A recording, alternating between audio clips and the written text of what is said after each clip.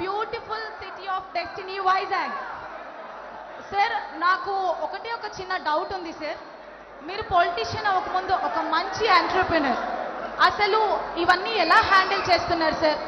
And నేను కూడా ఒక ఎంటర్‌ప్రెన్యూర్ని, యూత్ని ఎంటర్‌ప్రెన్యూర్గా ముందుకు తీసుకెళ్ళడానికి ఒక మంచి సజెషన్ ఏమైనా చెప్తారనుకుంటున్నాను సార్.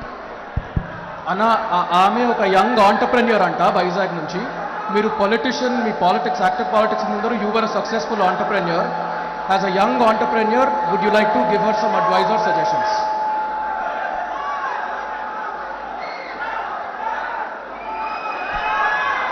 అమ్మ, నేను I take the liberty to talk on behalf of CM గారు. సార్ నాకు వినిపించట్లేదు.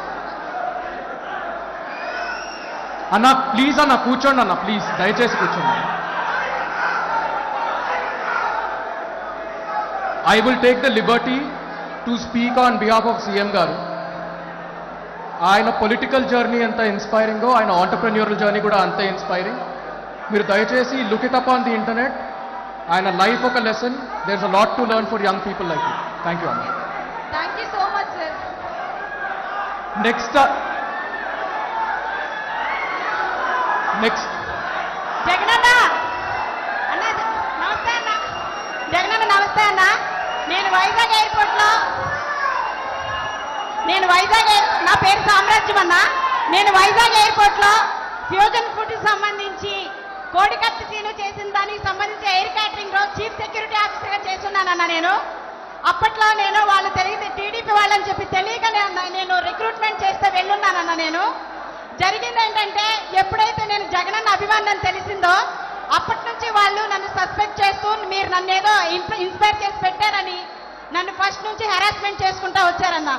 అక్కడికి టీడీపీకి సంబంధించిన నాయకులు కానీ, ఆ సిఎస్ వేణుగోపాల్ కానీ, చంద్రబాబు నాయుడు కానీ, లోకేష్ కానీ, బాలకృష్ణ కానీ, ప్రతి ఒక్కరు, హర్షవర్ధన్, అందరూ అక్కడ కూటమిలాగా ఉండేవాళ్ళు అన్న. అక్కడ ఉన్నప్పుడు అక్కడ జరుగుతుందంతా నేను చూస్తూ ఉన్నానన్న. యాజ్ ఏ సిఎస్గా బీసీఎస్ రూల్ ప్రకారం ప్రతిదీ జరగాలని నేను ఉంటే ప్రతిదాన్ని అవాయిడ్ చేసి నన్ను సస్పెక్ట్ చేసి పక్కన పెట్టేశారన్న. పెట్టేసి ఏదో ఒక రకంగా నన్ను హెరాస్మెంట్ చేస్తూ నేను దొంగతనం చేశానని నా మీద దొంగతనం కేసు కట్టి ఎయిర్పోర్ట్ డైరెక్టర్కి నా మీద దొంగ కేసు పెట్టించారన్న. పెట్టించిన తర్వాత వేణుగోపాల్ అయితే నిన్ను ఎక్కడా ఉండనేను అని చెప్పి నాకు సవాల్ చేసి నా మీద వార్నింగ్ ఇచ్చున్నాడన్న. ఆ తర్వాత నేను ఈ హెరాస్మెంట్ భరించలేకపోతున్నానని చెప్పి రిజైన్ చేసి బయటకు వచ్చేసి వేరే ఎయిర్లైన్స్ నేను ఇనాగ్రేట్ చేసి నేను ఆఫీస్ ఓపెన్ చేశానన్న. సేమ్ వైజాగ్ ఎయిర్పోర్ట్లోనే. మీ మీద దాడి జరిగిన తర్వాత మేము ఉంటున్న అపార్ట్మెంట్ దగ్గరికి వచ్చి మేము ఉన్నామని ఎంక్వైరీ చేసి మా అపార్ట్మెంట్ చుట్టూ నెల రోజులు తిరిగారన్న. ఈ దాడి నేను చేపించాను, మీరు నన్ను అక్కడ పెట్టి మీ మీద నేను చేపించానని నాతో చెప్పించడానికి నన్ను చాలా రకాలుగా హెరాస్మెంట్ చేసి మా ఫ్యామిలీ అంతా మమ్మల్ని హెరాస్మెంట్ చేశారన్న వాళ్ళు. అయినా కూడా మేము ఏంటంటే డిసిప్లిన్ ఉండాలని బయటికి రావడానికి భయపడి పిల్లల్ని తీసుకొని ఫ్యామిలీ అంతా మేము షిఫ్ట్ అయిపోయి వెళ్ళిపోయామన్న రిజైన్ చేసి. కానీ ఎయిర్పోర్ట్లో ఎప్పుడైతే మీ మీద దాడి జరిగిందో అప్పటి నుంచి నేను చేస్తున్న ఆఫీస్ కానీ మొత్తం తీపిచ్చేశారన్న. ఆ తర్వాత వచ్చి అక్కడ జరుగుతున్న ప్రతి మీటింగ్ కూడా నేనేదో మీకు క్యారీ చేస్తానని నన్ను సస్పెక్ట్ చేసి క్యారీ చేస్తున్నట్టుగా వాళ్ళు ఊహించుకొని నన్ను పూర్తిగా ప్రతి మీటింగ్కి అవాయిడ్ చేసి నన్ను పూర్తిగా అక్కడి నుంచి ఆపేశారన్న. ఆ తర్వాత నేను వచ్చేసానన్న. బయటకు వచ్చేసిన తర్వాత నేను మా ఇంటి దగ్గర ఉంటూనే అన్ఎంప్లాయ్మెంట్లోనే ఉన్నానన్న. 5 years నుంచి నాకు ఏ జాబ్ లేకుండా నన్ను హెరాస్మెంట్ చేసి నన్ను ఏ రకంగానే ముందుకు రానిలేదన్న. ప్రతి చోట నా మీద రాబరీ కేసు ఉందని లేకపోతే ఇంకోటి అని కావాలని నా మీద ఇది చేసి ఈ అమ్మాయి వాళ్ళకి కోవర్ట్ అని కూడా నన్ను చాలా హెరాస్ చేసి అన్ని చోట్ల పొల్యూట్ చేసి ఎక్కడా జాబ్ రాకుండా చేశారన్న. అయినా నేనేం బాధపడలేదు. ఆ రోజు నా నుంచి జాబ్ అయితే తీయగలిగారేమో కానీ జగన్ అన్న నా గుండెలో నుంచి మాత్రం తీయలేకపోయారన్న వాళ్ళు ఎవరో కూడా.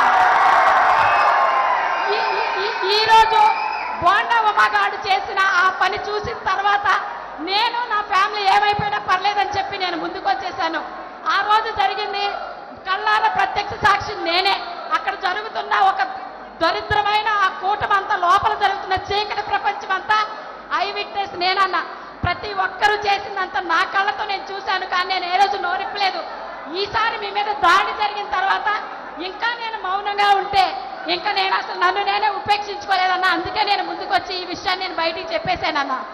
అంతేకాదన్నా, బాండవమ్మ అప్పుడు మీ మీద దాడి చేయించినప్పుడు మీరు బస్సులో బాధపడుతుంటే చూస్తుంటే నా గుండెను అవిసిపోయినట్టుగా నేను ఇంట్లో పడి ఏడ్చామన్నా. మీకేమన్నా జరిగితే భరించే ఓపిక అయితే మా దగ్గర లేదు. నిజంగా ఏం జరిగినా మీరెప్పుడు బాగుండాలి. మీ కాళ్ళ దగ్గర దరిదాపుల్లో కూడా ఎప్పుడు కూడా మహాకూటమైనా కూడా మీ దగ్గరికి రానియు.